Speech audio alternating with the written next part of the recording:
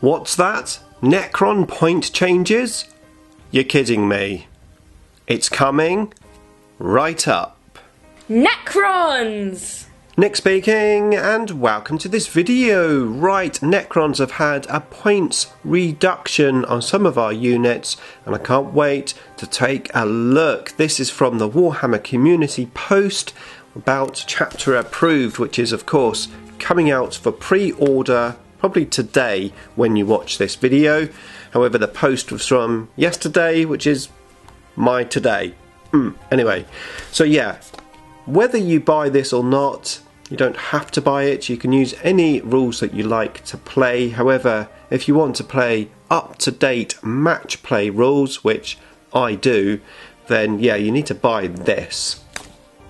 GW, it should be free, but that is another story. Thank you everyone who commented and voted on my poll on my community tab about Chapter Approved.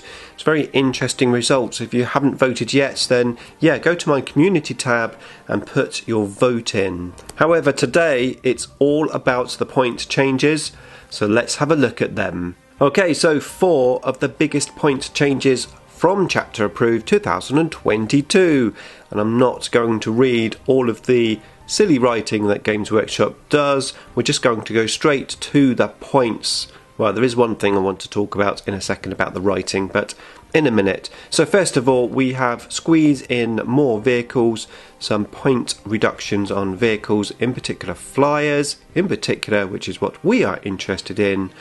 The 2 Necron flyers, the Doom Scythe coming down 20 points, and the Night Scythe coming down 15 points. So the Doom Scythe coming down from 200 points to 180. The Doom Scythe is very nice. It's got a very good gun, and having it cheaper is very useful. It still suffers, just like both of these flyers, with the issue of being quite fragile, and if you can't hide it or maybe reserve it, then you know it is susceptible to going down quite easily on turn 1. However, 180 points is a welcome points reduction. Now the Night Scythe has come down 15 points, which takes it down to 130 points.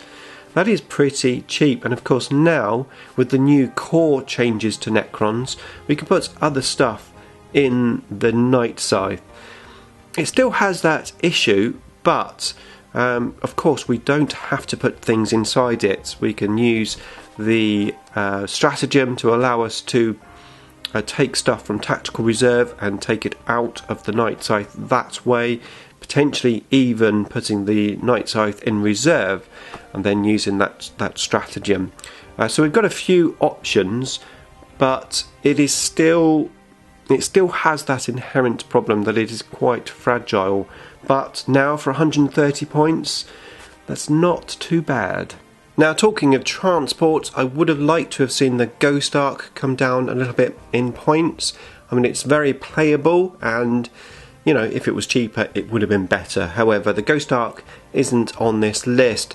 GW don't say this is the be and end all list for Necrons, but there's a lot of Necrons on here, and I don't think we're going to get any extra reductions. Potentially increases if that very dodgy rumour of wraiths going up is true, but we don't think it is true. Anyway, on with the points reductions. So next up is more Necrons for your Overlord to command, and I do want to read this. Necrons were one of the biggest winners in the latest balanced data slate. Were they really the biggest winner? I mean, yes, we did get some rules updates, but we really needed the rules updates. Doesn't make us a winner. I think it just makes us just step up a level maybe to try and sort of reach where everyone else is. Anyway, that just tickled my fancy, that. Right, on to the reductions, and first of all we have the Doomsday Arc coming down 10 points. Now that makes the Doomsday Arc at 160 points now. Very similar to what it used to be before they took all the points up so that they could gradually reduce it and sell us books to reduce it. yeah, I don't like to be too sceptical, but it just seems that's exactly what they do. They put the points right up with a new edition so that they can then, oh, let's just bring the points down gradually and charge you for the points. Anyway, 160 points. It's very nice for the Doomsday Arc, and I think now against the Doomstalker, it's the outright winner. I mean, the Doomstalker, yes, it's 20 points cheaper, 140, but of course you ideally need that Technomancer with them.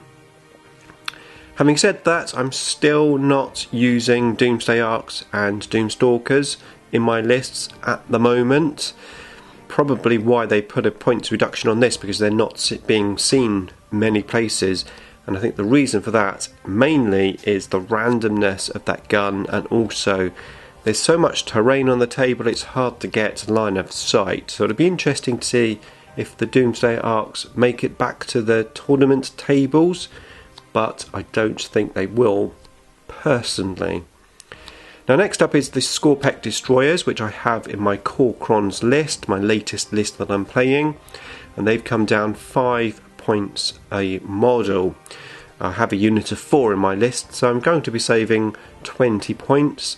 But yeah, 5 points a miniature, that's very good, especially now, of course, they are core as a unit. I only have 6 of these Scorpec Destroyers in my army at the moment, so I definitely want another unit, because I foresee Scorpec Destroyers being used quite a lot. Now, talking of being used quite a lot, or the opposite of that, the Ophidian Destroyers, which you hardly ever see, they've come down 5 points as well, so the same actual price reduction, down to 30 points a miniature as the Scorpec Destroyers. That's a very nice reduction.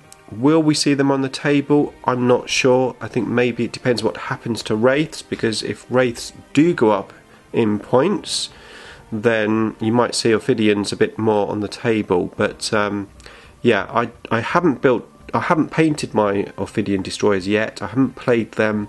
It's hard for me to comment without any table time with them, but overall I'm still liking the Wraiths, mainly because they're just they're not as fragile, basically.